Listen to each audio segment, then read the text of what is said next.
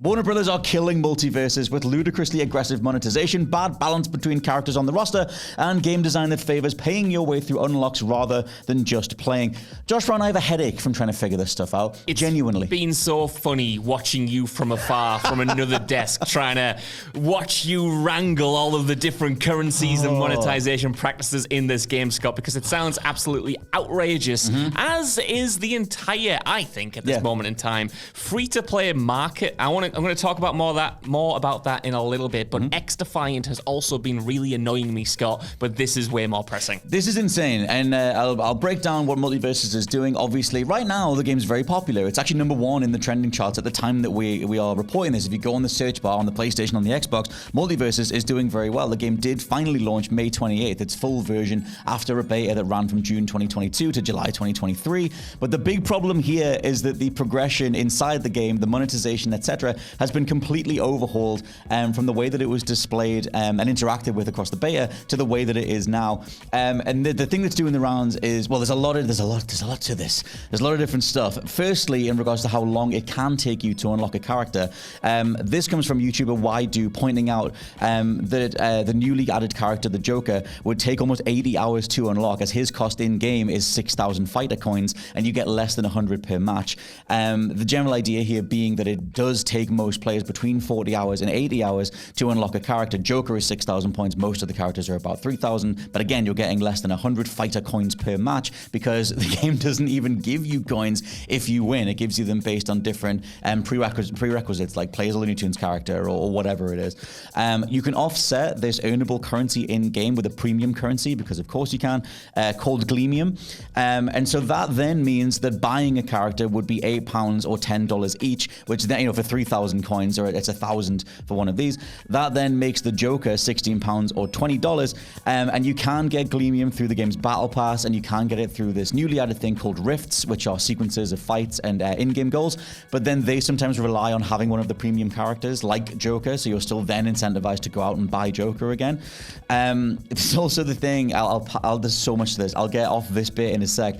But the Rifts themselves are also incredibly unfun. We've played a lot of Multiversus, and more so in the beta than the launch thing. But the way that the Rifts are set up, it's you're playing as a character and you're going up. Maybe you're being dealt damage yourself every time you attack, or you've got to dodge a bunch of drone strikes or whatever it is. It's so reminiscent of Mortal Kombat 11's Challenge Towers, which that game was patched because of how aggressively terrible that stuff was. Because another WB game as well. Totally. I absolutely think this is Mr. Brothers himself getting in there and just saying, can you just do this again? Have some horrible set of game design, something that pushes people towards the premium currency, because whatever they want to, ultimately they want to push you towards paying your way through this rather than doing the Rifts to get something like Gleamium.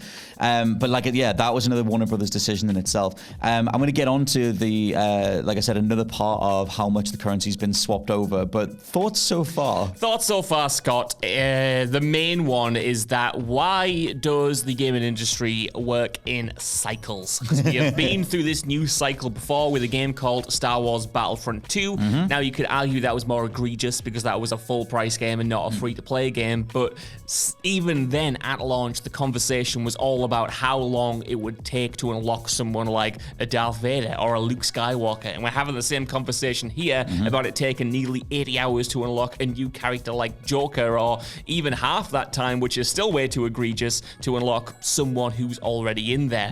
And it just goes back to the idea for me that I can't escape at this moment in time, that free-to-play games are just a job. They're just a job now, and it's so hard, I find anyway, it's so hard to have fun with them. I mentioned XDefiant at the start. I've been playing that quite a bit because I think the core gameplay is pretty good. But when I realized just how slow intentionally the progression was to level up weapons and to unlock new abilities, I just thought, like, you can see through the matrix in a way. If you're not a paying customer in these games, you can see where you're getting roadblocked. Yes. You're getting these progression slowdowns and whatnot. And I know a lot of people have complained about that game, but this is even more egregious, probably because, like you said, it's from Ian Brothers himself, who has been doing stuff like this for a while. So to me, even though it's a free-to-play game, and I have been guilty of cutting free-to-play games some slack in the past, I still think that is, you got to give the player something, right? And to gate things so, in my opinion, aggressively and often insidiously behind either a huge time sink or just real world money. Like, the thing that really annoys me, and I was watching a Noah Caldwell-Gervais video on the Diablo franchise yesterday. He was talking about Diablo Immortal, which is a mobile game, but uses a very similar model. And it's like the teams often get away by saying like, oh, we're not really gating anything behind, money. It's not pay to win or anything like that. You've got enough time. Yeah, it's a full experience if you don't want to pay. But that just obfuscates the reality that they are making it as difficult as possible for that to be actually realized. It's not like you could just jump in, get a satisfying progression stream, make coins in the gameplay in a satisfying way and enjoy yourself. You're always being pushed towards storefronts, as is the case here, because who wants to play 77 hours of PvP to unlock one new character? Yeah, or like one profile icon or something like that. We'll get it back around to this, but I feel like in the modern day, no one's saying that you shouldn't, like, oh my God, playing a video game to unlock stuff. Like, yeah, that's awesome, but you've got to respect the player's time, the consumer. Our time on this earth at some point, and not design a set of systems that are just so fundamentally abusive of our goodwill or our attempt to play something, and not then give you the absolute bottom rung amount of a video game to then be like, well, if you just keep plugging away, you'll unlock everything. So many of these systems, and it was when me and Josh did the Diablo Immortal video, figuring out that game's premium currency, the loopholes, the way that all these games work, and I apply it to Tekken 8 as well. A lot of modern games, X-Defiant, whatever, have so many different overlapping premium currencies or unlock methods, and it's like, well, save up this, but you can't use this for this, so you're gonna have to make sure you buy this first. And it's just this weird thing that I think makes a lot of people go, whatever, I'm just gonna play the game for a bit, and then they die off anyway, because it's so hard to actually figure out the reality of just how much you're being effed over. That stuff I find is so off-putting. I'll pass it back to you in a sec, but I'll throw in that, like, one of the biggest things here, like I said, is the conversion of the game's monetization and the general progression methods that were in the beta that are now gone. They've been completely gutted. And fans were told like a week before launch that something like the gold coins, which is what you unlocked in the beta, were going to be swapped. So I put down, another nail in the coffin is the gold coins and the fact that cosmetics that were earned in the beta didn't carry over. Now, fans were told in March 2023 that progress and content would carry over, and that came from an official press release.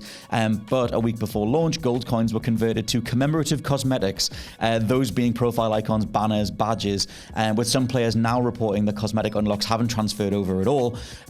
Gold coins have been replaced by the fighter coins and the Gleamium, the premium currency, which there's the overall conversation here, the idea that the people who did put the most time in beforehand haven't been rewarded and haven't even been honored in regards to what they said would happen, carrying stuff over.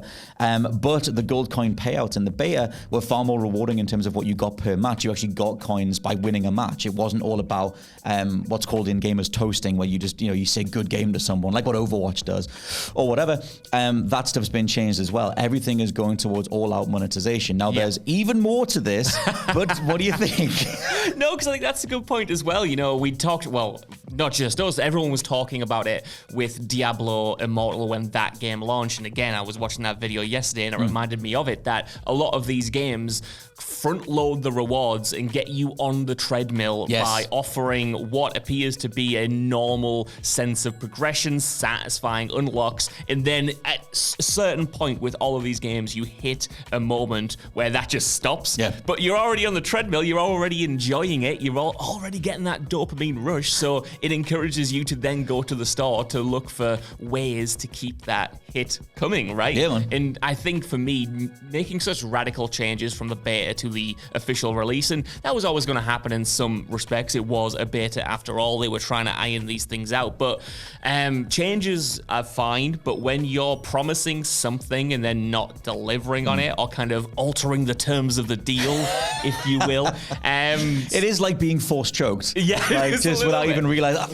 It sucks from a business perspective because you're kind of annoying those customers, but I don't know how that builds goodwill towards your game, because these people you're now pissing off are like surely your diehard it's truly your diehard community, because they're the people who jumped in the beta. They're the people who put so much time into it, who accrued all of these coins and unlocks, and would no doubt be happy to do the same for the final release. But you're starting off on the wrong foot because you're so greedy. You're saying, no, actually, we're kind of, you can have an icon or the thing is, maybe, I don't know. One thing, which apparently is a glitch, but I guess we'll see, it's listed as a known issue by WB, is that some people are seeing some cosmetics that they unlocked in the beta, then listed on the store again, which apparently is a bug. But you mentioned the idea of things being insidious and just how much the people who bought in are being screwed over, which is the next thing I want to talk about, which is character tickets,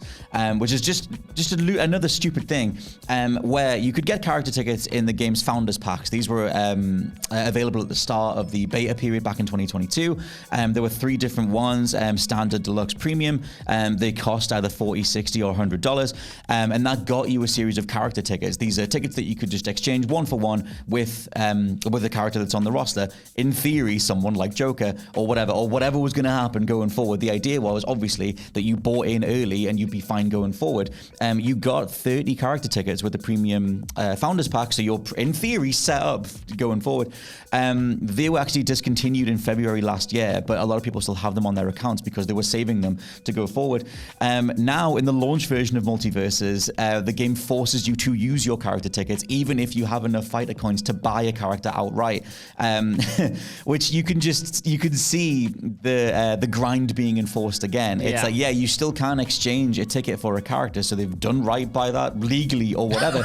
But if you've played enough of the game where you have saved up enough fighter coins and you'd rather keep your tickets for later, they don't want you doing that. And maybe that's another bug, but right now on the game's transaction screen, when you've got to pick the currency you want to use to exchange for a character, you have to burn your character tickets. In theory, because, like I said, they were discontinued in February last year, and big man WB wants you to burn through that allotment as soon as possible on characters that are already available, because they want to sell you, or they want to make you pay premium money, £20, whatever it is, for the future characters. Maybe the 6,000 coin thing that Joker costs is the new standard. We don't know. But the way that it is, everything is just funneling you back to that coin grind, and then the coin grind and the Gleamium, and just keep going like that. This frustrates me across the industry at large, but especially in free-to-play mobile games, because obviously we know that companies don't want to do us any favors, but they always pretend like they want to do us a favor. They always pretend like they're giving us a gift, like not even giving us a gift. We're buying it in this case. We're buying the Founders Edition to get those character tokens, and then we are, like you said, legally allowed to use them. They legally carry over to the official release, but you have such limited say, like you said, in how you want to use those things that you actually bought, and that might have always been the case or the intention, but it's just again, it reminds you, or it reminds me of the stinginess and the greed of it, because it's such a small thing. It's such a small token to say, all right, you can save some of your literal character tokens and you can use the coins that you're earning right now and use those for when a character drops or someone else you want later on down the line to give you that hit. But now, like you said, everything is so laser focused on getting you back on that grind that it just, again, even though you bought these things and they're not doing you any favors, it feels like they're doing you less of a favor than before. And sorry, just before we move on, please do. I want to talk about like the characters as well, because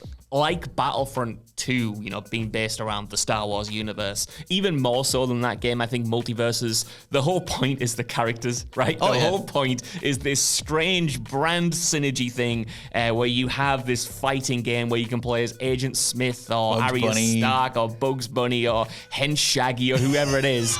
And there's a thrill in that, right? There is something really fun. Right. We enjoyed it when we were playing through the beta. At least I like it. I just thought it was a bad Smash Brothers bit. I think stuff like that can be done, incredibly wrong, even by Warner Brothers themselves, but there is a novelty to it. There is something fun there, because people want to play as like Agent Smith or whatever it is. We've seen that in Fortnite. It doesn't matter what the aesthetic is or who the target audience is. If you can play as Goku in Fortnite, people want to do it. If you want to play as John Wick in Fortnite, people want to do it. And I think the same applies here, but when you are gating that joy and getting that central core appeal of your game behind either such a lengthy grind or the money. It just, again, it feels even worse because it's like that is the point of why we're playing, or at least why a lot of people are playing. It's not like it's just cosmetics for those characters or anything. You know what I mean? It's like it's the core part of the experience, in my opinion, anyway. Well, yeah, that's a whole thing that a lot of fans are talking about, is that idea of like, look, if you want to go down the nickel and dime route, at least connect that to just cosmetics. Don't have the whole thing where you don't honor the time that was put in across the beta. It's a weird beat. Like, they had such a long beta in the first place, like a whole year long thing. Usually betas are like a month or a couple of months, like figure out the netcode, things like that. This feels like they didn't know what their economy was going to be at launch. They experimented with the character tickets and the different ways that you could acquire gold coins. Like, they have a whole version of an economy that was active for months and months and months before whatever happened behind the scenes and said, no, actually we can monetize the hell out of this. Got the whole thing change it. I think a lot of this, I think they're getting away with it at the minute, although we're only a week or so into the game's launch, and videos like this will obviously help with the wider conversation. But I feel like they're getting away with it for now because the eye of the gaming press or the gaming conversation is not on them, because the game had such a staggered launch. They obviously was always advertised as early access and as a beta between 2022 2023, but then when the game went away, I'm sure they said it was delayed indefinitely until they could pick a date for it to come back.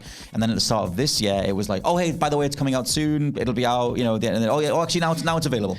And it's kind of dodged a lot of that conversation on specifics like this until now, when you see a fan base saying we're getting completely screwed over. And then you do have, like I said, the YouTubers like you do have various write-ups starting to get to the issue, and it'll take pressure for things to change. It did for Battlefront 2, it did for Honor, it did for Shadow of War. They were all 2017 and they were all horrific examples of over monetization. So hopefully things change, but it's just sad that every time it's just a company going, what can we get away with? Is anyone pressuring us? Can we get away with that? Okay, let's see what we can do. And if enough people point at us, we'll go, yep, you got me. Okay, so you got me. Right. I got this sack of money, I'll put it down and sure. You know what?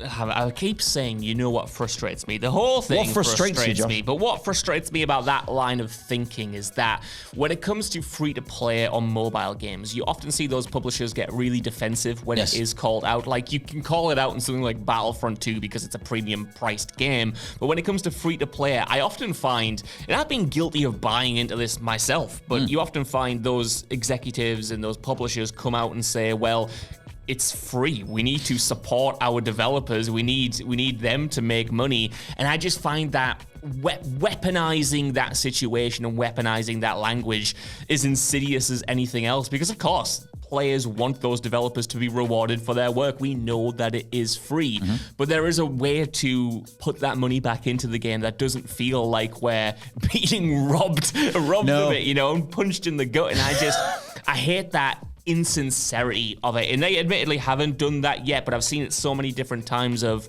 this normalization of, well, it's a mobile game, well, it's a free-to-play game. And again, I've bought into that narrative before where I've kind of cut free-to-play games some slack in their monetization because they've got to get some money somehow. Yes. But there's a reason why these monetization elements have been workshopped so much.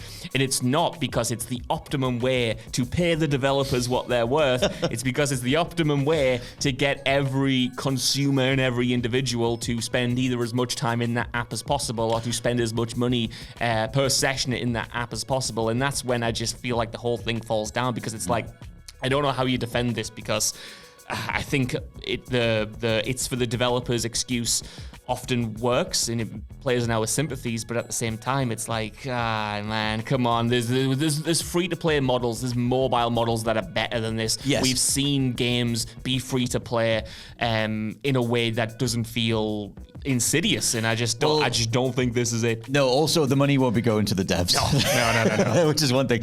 Another thing, when you were saying about the way of doing this, like Helldivers 2 proved earlier this year the best way to do it. You even had then CEO Johan Palstad talk about there are ways to do this that respect the consumer, and that game is doing exponentially better than anyone ever thought it would do.